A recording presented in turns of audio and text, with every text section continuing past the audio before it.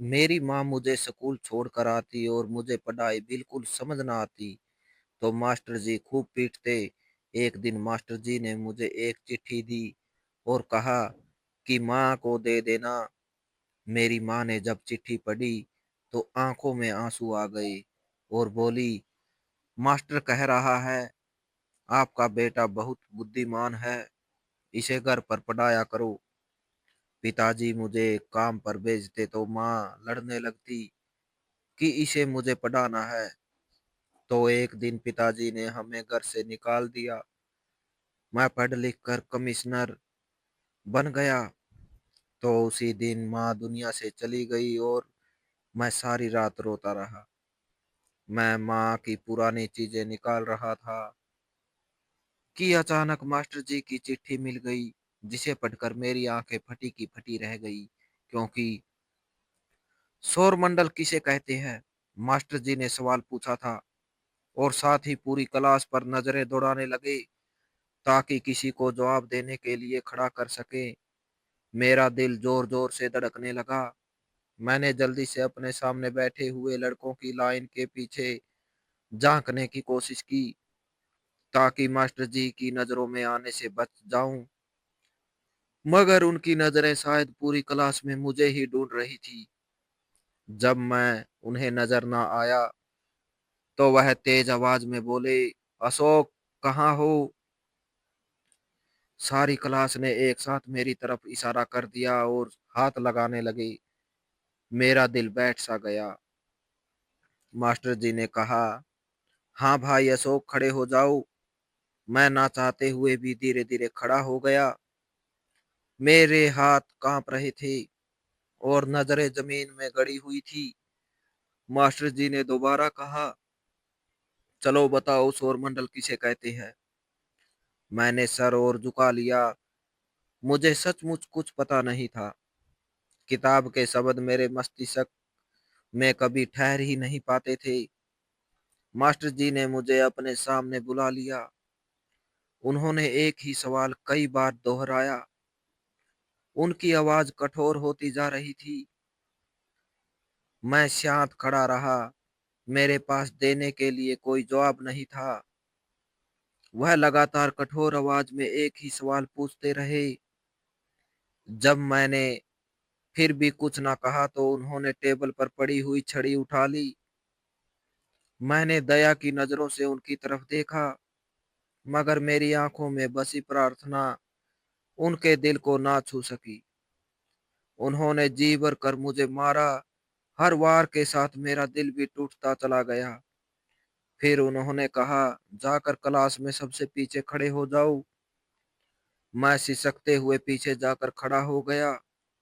मेरी आंखों में आंसू थे, मगर मैंने रोने की हिम्मत ना की। मास्टर जी ने तुरंत ही एक और लड़के को खड़ा कर लिया और वही सवाल उससे पूछा। उस लड़के ने टूटे फूटे शब्दों में जवाब दे दिया।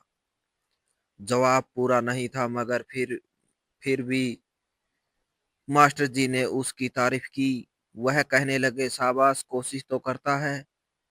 फिर उन्होंने मेरी तरफ देखकर कहा, इसे ही देख लो, तुमसे ज्यादा हालात का मारा है, लेकिन फिर भी समझने की कोशिश करता है।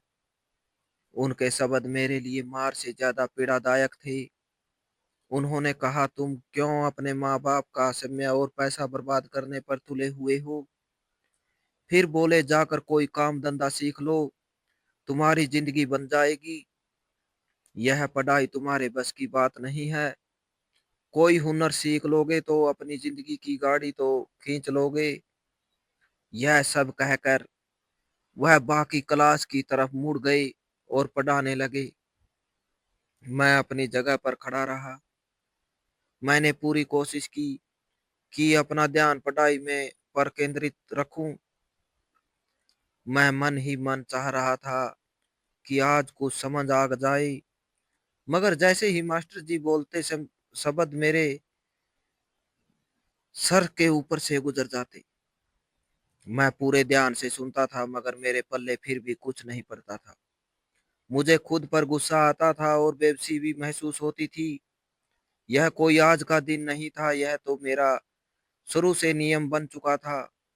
मैं रोज माँ की विनती करता रह जाता कि मुझे स्कूल से उठा लिया जाए। मेरी माँ बड़ी मेहनती औरत थी। वह मुझे रोज स्कूल छोड़ने जाती। रास्ते में बार-बार समझाती कि पढ़ लिख कर कुछ बन जाओ। वह मुझे बहुत कामयाब देखना चाहती थी। उनकी आँखों में मेरे लिए बड़े-बड़े सपने थे। मगर मैं क्या करता? मुझे मास्टर जी की बातें समझ ही नहीं आती थी। वह पढ़ाते रह जाते और मैं पूरी कोशिश से सुनता रहता। फिर भी मेरे दिमाग में कुछ बैठता ही नहीं था। हर दिन मास्टर जी मुझे मार-मार कर अपना गुस्सा निकालते थे। हर रोज मुझे स्कूल छोड़कर कोई काम सीखने का उपदेश देते थे।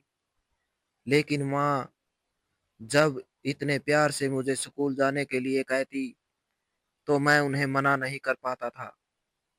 मैं उनसे बहुत प्रेम करता था। उनकी किसी इच्छा को टालने की हिम्मत मुझ में नहीं थी। इसी तरह हमारे घर और स्कूल के बीच आते-जाते दिन गुजर जाते थे। मेरी देख और भी बहुत से लड़के थे, जो पाठ याद करके नहीं आते थे।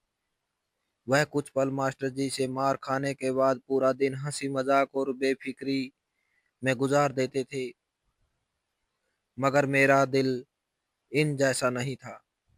मुझे हर मार के साथ एक असफलता का एहसास घेर लिया करता था। आखिरकार मास्टर जी ने यह समझ लिया कि मेरी वजह से स्कूल का माहौल खराब हो रहा है। एक दिन उन्होंने एक चिट्ठी लिखी और मेरे हाथ में पकड़ा दी। उन्होंने कहा, यह चिट्ठी जाकर अपनी माँ को दे देना। मैंने वह चिट्ठी कांपते हाथों से पकड़ी। मुझे अंदाजा हो गया था कि अब कोई बड़ा फैसला होने वाला है। मैंने मास्टर जी से वह चिट्ठी पकड़ी और खामोशी से घर आ गया। मेरा पूरा दिल खराब रहा।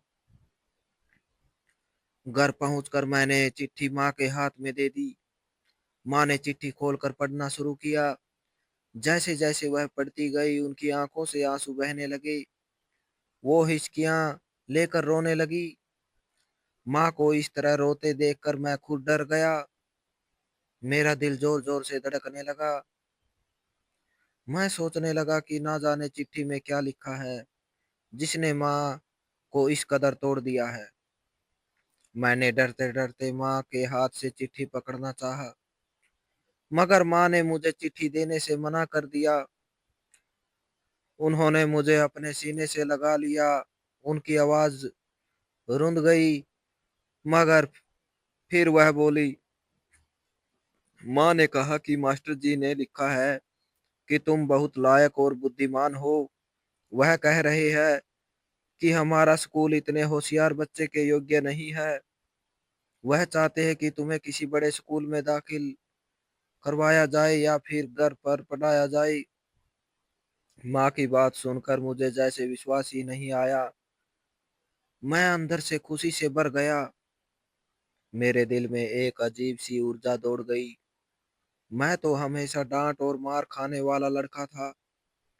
आज पहली बार किसी ने मेरी तारीफ की थी। मैं हैरान था कि मैं तो कभी मास्टर जी को पाठ सुना ही नहीं पाया था, फिर वह मेरी तारीफ कैसे कर सकते थे। मेरे दिल में मास्टर जी के लिए भी आदर पैदा हो गया। मैंने सोचा शायद वह मेरी खामोशी और कोशिश से प्रभावित हो गए होंगे। मन ही मन में खुश भी था कि शायद अब स्कूल जाने की मुसीबत खत्म हो जाएगी। माँ भी खुश थी और मैं भी, मगर मेरी खुशी ज्यादा देर कायम ना रह सकी। अगले दिन माँ ने मुझे किताबें पकड़ा दी और खुद मेरे सामने बैठ गई। उन्होंने कहा कि अब वह मुझे खुद पढ़ाएगी। मैं शांत हो गया। इसी दौरान पिताजी भी घर आ गए। उन्होंने मुझे घर में देखकर पूछा कि आज स्कूल क्यों नहीं गए। माँ ने बताया कि मास्टर जी ने कहा है कि इसे घर पर पढ़ाया जाए, क्योंकि यह बहुत तेज है। पिताजी यह सुनकर शांत हो गए और कमरे में चले गए। थोड़ी देर बाद वह बाहर आई और मुझे कहा कि तैयार हो जाओ, मैं तुम्हें काम पर लेकर चलता हूँ। मेरा दिल धक से रह गया, मगर माँ फौरन बोल पड़ी। उन्होंने साफ शब्दों में कह दिया कि वह मुझे किसी काम पर नहीं भेजेगी, वह मुझे ज़रूर पढ़ाएगी। पिताजी ने और बहस नहीं की और घर से चले गए। इसके बाद माँ ने मुझे सचमुच घर पर पढ़ाना शुरू कर दिया, मगर सच यह था कि मैं दिल से पढ़ने वाला लड़का था ही नहीं। किताब सामने रखकर भी मेरा ध्यान कहीं और भटक जाता था। माँ मुझे समझाती रहती, कभी प्यार से और कभी सख्ती से। फिर कुछ दिन बाद माँ ने मेरा एक दूसरे स्कूल में एडमिशन करवा दिया। यह स्कूल मेरे पहले स्कूल के मुकाबले में बहुत छोटा था। वहाँ ज्यादा बच्चे भी नहीं थे। मुझे स्कूल रोज नहीं जाना पड़ता था। मैं ज्यादातर घर में ही पढ़ता था और सिर्फ परीक्षा देने के लिए स्कूल जाया करता था। मुझे यह बात कुछ हद तक अच्छी लगने लगी। कम से कम मार और अपमान से तो जान छूट गई थी। दिन धीरे धीरे बीतने लगे।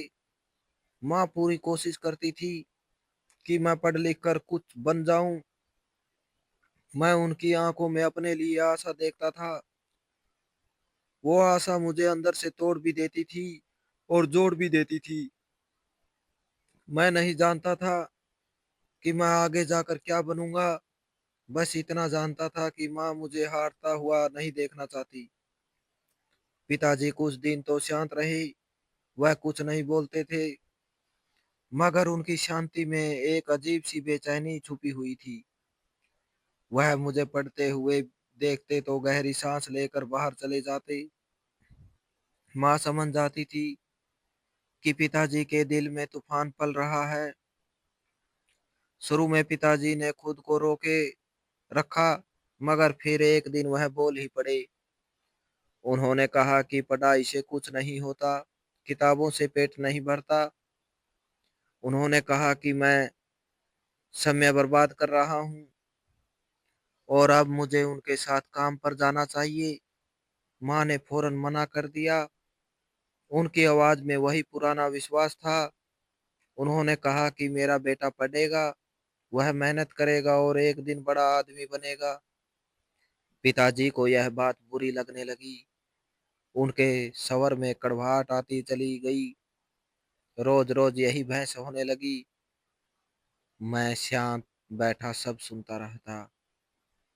मेरा दिल माँ के साथ था, मगर पिताजी की बातें भी दिल को डराती थी। पिताजी रोज मुझे तैयार होने को कहते।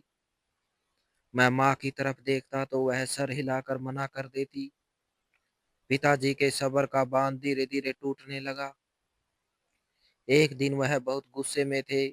उन्होंने दो टूक बात कर दी। उन्होंने कहा कि या तो मैं उनके साथ काम पर जाऊं या फिर माँ और मैं इस घर से निकल जाएं। उनके लिए दोनों चीजें एक साथ संभव नहीं थी। उस पल घर में अजीब शांति छा गई। माँ ने कुछ पल सोचा। उनकी आंखों में आंसू आ गए, मगर आवाज मजबूत थी। उन्होंने कहा कि अगर चुनाव यही है तो वह घर छोड़ देंगी, मगर मुझे काम पर नहीं भेजेंगी। वह यह भी जानती थी कि बाहर की जिंदगी कितनी कठोर है, मगर फिर भी उन्होंने मेरा हाथ थाम लिया। उसी दिन हम घर से निकल गए। हमारे पास ज्यादा सामान नहीं था, कुछ कपड़े और कुछ किताबें। माँ ने किताबें सबसे पहले उठाई। हम दर बदर भटकने लगे। कभी किसी परिचित के दरवाजे पर गए, कभी किसी ने एक रात ठहरा लिया, कभी किसी ने साफ मना कर दिया। हर ठोकर के साथ माँ का शरीर थोड़ा सा कमजोर होता जा रहा था, मगर उनका हौसला कायम था। कुछ दिन बाद हमें शहर के किनारे एक झोपड़ी मिल गई, मिट्टी और टीन से बनी हुई। वह झोपड़ी बारिश में टपकती थी और गर्मी में तपने लगती थी, मगर माँ ने उसी को अपना घर मान लिया। उन्होंने कहा कि यहीं से हमारी नई जिंदगी शुरू होगी। उन्होंने अगले ही दिन काम ढूंढ लिया। वह घरों में काम करने लगी। बर्तन मांजती, कपड़े धोती, झाड़ू पोंछा करती, शाम को थकी हारी लौटती, मगर मुझे देखकर मुस्कुरा देती। मैंने भी पढ़ाई नहीं छोड़ी। दिन में थोड़ी बहुत ट्यूशन पढ़ाने लगा। जो बच्चे स्कूल का पार्ट नहीं समझ पाते थे, वह मेरे पास आ जाते। इससे थोड़ा बहुत खर्च निकल जाता आता। माँ खुश होती थी कि मैं मेहनत कर रहा हूँ और पढ़ भी रहा हूँ। रात को हम मिट्टी के चूल्हे के पास बैठते। माँ मुझे पाठ सुनाती। मैं थका होता मगर दिल से पढ़ने लगा था। इन्हीं दिनों मेरी सोच बदलने लगी। मैं अक्सर माँ के हाथ देखता, वह हाथ जो लगातार काम करते करते खुरदरे हो गए थे। मैं उनकी सांसों में थकान महसूस करता था। मुझे एहसास होने लगा कि अगर मैं पढ़ लिख कर भी कुछ ना बन सका तो माँ का घर छोड़ना सब व्यर्थ हो जाएगा। इनका त्याग बेकार चला जाएगा। यह विचार मुझे अंदर से हिला देता था। उसी दिन के बाद मैंने दिल लगाकर पढ़ना शुरू कर दिया। अब शब्द मेरे सर के ऊपर से नहीं गुजरते थे। मैं इन्हें पकड़ने लगा था। मैं सवाल पूछने लगा था। मैं समझने लगा था। जो चीज पहले कठिन लगती थी अब धीरे धीरे आसान होने लगी। माँ की आंखों में खुशी लौट आई। वह मुझे देखकर ईश्वर का धन्यवाद करती थी। समय बीतता गया। मैं परीक्षाएं देता गया और सफल होता गया। मैंने अपनी शिक्षा पूरी की, फिर प्रतियोगिता परीक्षाएं दी। मैं असफल भी हुआ मगर हारा नहीं। माँ हर असफल पर मेरा हौसला बढ़ाती। वह कहती कि मेहनत कभी व्यर्थ नहीं जाती, एक दिन जरूर रंग लाती है। आखिरकार वह दिन आ गया जब मैं कमिश्नर बना। उस दिन मैं बहुत खुश था। मुझे लगा कि मैंने माँ का सपना पूरा कर दिया है। मैं सीधा अपने घर की तरफ चल पड़ा। दिल चाह रहा था कि जाकर माँ के चरणों में सर रख दूं, उनके हाथ चूम लूं, उन्हें बताऊं कि आज उनका बेटा जीत गया है। मगर जब मैं अपने छोटे से घर के पास पहुंचा तो वहां अजीब भीड़ लगी हुई थी। लोग शांत खड़े थे, कुछ औरतें रो रही थी। मेरा दिल डूबने लगा। मैं भीड़ को चीरता हुआ अंदर गया। अंदर का दृश्य देखकर मेरी जान निकल गई। माँ जमीन पर लेटी हुई थी। उनका चेहरा शांत था मगर सांस नहीं चल रही थी। वह काम करते करते इस छोटे से घर में ही प्राण त्याग चुकी थी। मैं वहीं बैठ गया। मेरी खुशी एक पल में राख हो गई। मैं सारी रात रोता रहा। सुबह तक माँ के पास बैठा रहा। मुझे लग रहा था अगर वह एक दिन और रुक जाती तो मैं उनकी आंखों में अपनी सफलता दिखा देता। मगर शायद उनका काम यहीं तक था। माँ के देहांत के बाद मैं बिल्कुल टूट गया था। ऐसा लग रहा था जैसे मेरी रीढ़ की हड्डी किसी ने एक ही झटके में तोड़ दी हो। जब उनकी अर्थी उठी तो मुझे ऐसा महसूस हुआ जैसे मेरा दिल भी उन्हीं के साथ बंध गया हो। मेरे कदम मेरा साथ नहीं दे रहे थे। लोग मुझे सहारा दे रहे थे मगर मैं अंदर से खाली हो चुका था। आंखें सूखी थी मगर सीना फटा जा रहा था।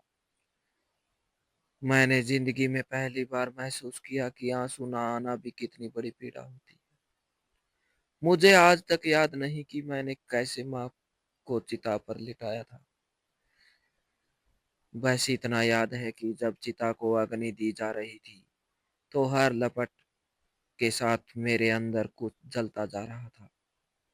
वह हाथ जो मुझे पकड़कर स्कूल छोड़ने आते थे, वह आंखें जो मेरे लिए सपने देखती थी, वह आवाज जो हर असफलता पर मुझे हौसला देती थी, सब कुछ अग्नि में विलीन हो चुका था और मैं सामने खड़ा था, खड़ा बेसुध सा सब देख रहा था।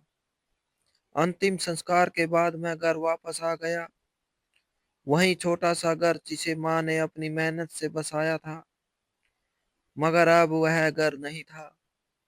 अब वह खाली खाली सा ढांचा लग रहा था। दीवारें मुझे घूर रही थी, हर कोना मुझे माँ की याद दिला रहा था। कहीं वह चटाई बिछी थी जहाँ वह बैठकर मुझे पढ़ाती थी। कहीं वह चूल्हा था जिस पर वह थके हाथों से रोटी पकाती थी। मुझे लग रहा था जैसे यह घर मुझे काट खाने को दौड़ रहा है। पहले 3 दिन मुझे होश ही नहीं रहा। मैं ना ठीक से सोया ना ठीक से खाया। लोग आते रहे, कोई मेरे सर पर हाथ रखता, कोई माँ की तारीफ करता, कोई कहता कि वह बहुत महान औरत थी, कोई कहता कि उन्होंने सचमुच एक हीरा पैदा किया था। मैं सब सुनता रहा, मगर कुछ समझ नहीं पा रहा था। मेरे कानों में आवाजें गूंजती थी, मगर दिल तक कुछ नहीं पहुंच रहा था। 3 दिन बाद लोगों का आना कम हो गया। घर में सन्नाटा फैल गया। वह सन्नाटा जो शोर से ज्यादा पीड़ादायक होता है। मैं अकेला रह गया। पहली बार मैंने खुद को सचमुच अकेला महसूस किया। मैंने कमरे के एक एक कोने को देखा। माँ की चीजें बिखरी पड़ी थी, उनकी साड़ी, उनकी पुरानी चप्पल, उनकी सिलाई वाली सुई, धागा, सब कुछ वैसे ही था जैसे वह अभी काम से लौट कर आएगी। मैंने माँ की पुरानी चीजें समेटना शुरू कर दी। हर चीज उठाते हुए मेरा दिल बैठता जाता था। कभी उनकी खुशबू आ जाती तो कभी आंखें भर आती। कभी कोई याद दिमाग में आ जाती तो कदम रुक जाते। मैं एक पुराने संदूक के पास पहुंचा जो हमेशा बंद रहता था। मैंने उसे खोला तो अंदर कुछ कागजात और कुछ और एक पुराना लिफाफा रखा था। मेरा हाथ जैसे वह लिफाफा देखकर रुक गया। यह वही चिट्ठी थी, मास्टर जी की चिट्ठी। वो चिट्ठी जिसने कभी मेरी जिंदगी का रुख बदल दिया था। मेरे हाथ कांपने लगे, दिल तेज तेज धड़कने लगा। मैंने लिफाफा खोला, कागज पुरानी स्याही की महक दे रहा था। जैसे ही मैंने चिट्ठी पढ़ना शुरू किया तो मेरी आंखें नम हो गई। चिट्ठी में लिखा था कि आपका बेटा बहुत कमजोर, बहुत ही मंदबुद्धि और नालायक है। यह क्लास के दूसरे बच्चों को भी अपने जैसा बना देगा। कृपया करके इसे घर में ही रखें और दोबारा स्कूल मत भेजिएगा। मैं वह शब्द पढ़ता रहा, बार बार पढ़ता रहा। मुझे अपनी आंखों पर विश्वास नहीं आ रहा था। यह वही चिट्ठी थी जिसे माँ ने मुझे कभी देखने नहीं दिया था। यह वही चिट्ठी थी जिसे माँ ने मेरे उत्साह में बदल दिया था, जिसमें लिखे गए अपमान को उन्होंने प्रेम में बदल दिया था, जिसमें छुपी अयोग्यता को उन्होंने अक्षमता बना दिया था। मेरा दिल जोर से धड़का। मैं जमीन पर बैठ गया। मुझे अपनी माँ की महानता उस पल पूरी तीव्रता से महसूस हुई। वह चाहती तो सच बता सकती थी। वह चाहती तो मेरा दिल तोड़ सकती थी। वह चाहती तो मुझे यह भी भरोसा करवा सकती थी कि मैं कुछ नहीं हूँ। मगर उन्होंने ऐसा नहीं किया। उन्होंने मेरे सामने एक झूठा सपना रखा, मगर वह सपना मुझे हकीकत तक ले आया। अगर उस दिन माँ मुझे कह देती कि मैं नालायक हूँ, तो शायद मैं कभी ना उठ पाता। अगर वह उस चिट्ठी के शब्द मेरे सामने पढ़ देती, तो शायद मैं खुद को मान ही लेता कि मैं कुछ नहीं कर सकता। मगर उन्होंने मुझे टूटने नहीं दिया। उन्होंने मुझे सहारा दिया, उन्होंने मेरी हिम्मत बढ़ाई। उन्होंने मेरा मनोबल नहीं तोड़ा, बल्कि मेरा उत्साह बढ़ाया। मैंने चिट्ठी सीने से लगा ली। मेरे आंसू अब रुक नहीं रहे थे। मैं सिसक सिसक कर रो रहा था। मैं समझ चुका था कि मैं जो कुछ भी बना था, वह सिर्फ और सिर्फ माँ की वजह से था। मेरी सफलता मेरी मेहनत से पहले उनके त्याग का परिणाम थी। वह औरत जो घरों में काम करती रही, जिसने खुद को घिसा दिया, मगर मुझे झुकने नहीं दिया। उसी पल मुझे एहसास हुआ कि मैं कमिश्नर नहीं बना था, मुझे कमिश्नर बनाया गया था। एक माँ ने बनाया था, एक ऐसी माँ ने जो पढ़ना लिखना शायद ज्यादा नहीं जानती थी, मगर इंसान बनाना खूब जानती थी। एक ऐसी माँ ने जो सच छुपाकर मुझे सच तक ले आई थी। मैंने चिट्ठी को संभाल कर मोड़ कर रख दिया। मैंने माँ की तस्वीर के सामने हाथ जोड़कर प्रार्थना की। मैंने उनसे मन ही मन वादा किया कि मैं हमेशा उनके नाम को अमर रखूंगा। मैं जहां भी रहूंगा उनकी मेहनत को याद रखूंगा। मैं कभी किसी कमजोर बच्चे का दिल नहीं तोड़ूंगा। कभी किसी माँ की उम्मीद को छोटा नहीं समझूंगा। आज मैं जिस स्थान पर हूँ वह मेरे लिए गर्व का कारण है। मगर इससे ज्यादा गर्व मुझे इस बात पर है कि मैं एक ऐसी माँ का बेटा हूँ जिसने मुझे नालायक कहलाने से कमिश्नर बनने तक का सफर तय करवा दिया। जिंदगी के इस पड़ाव पर आकर मैंने यह सीखा कि असल गुरु वह नहीं होता जो सवाल पूछे, बल्कि वह होता है जो इंसान पर विश्वास रखे। और मेरी माँ मेरी सबसे बड़ी गुरु थी। तो दोस्तों, इस कहानी को लेकर आपकी क्या राय है? कमेंट बॉक्स में कमेंट करके जरूर बताएं। और अगर आपको हमारी आज की कहानी अच्छी लगी हो तो प्लीज इसे लाइक जरूर करें। अगर आपने अभी तक हमारे एसके की जुबानी 2.0 चैनल को सब्सक्राइब नहीं किया तो जरूर कर लीजिए। तो मिलते हैं ऐसी ही एक और मोटिवेशनल कहानी के साथ। Thanks for watching.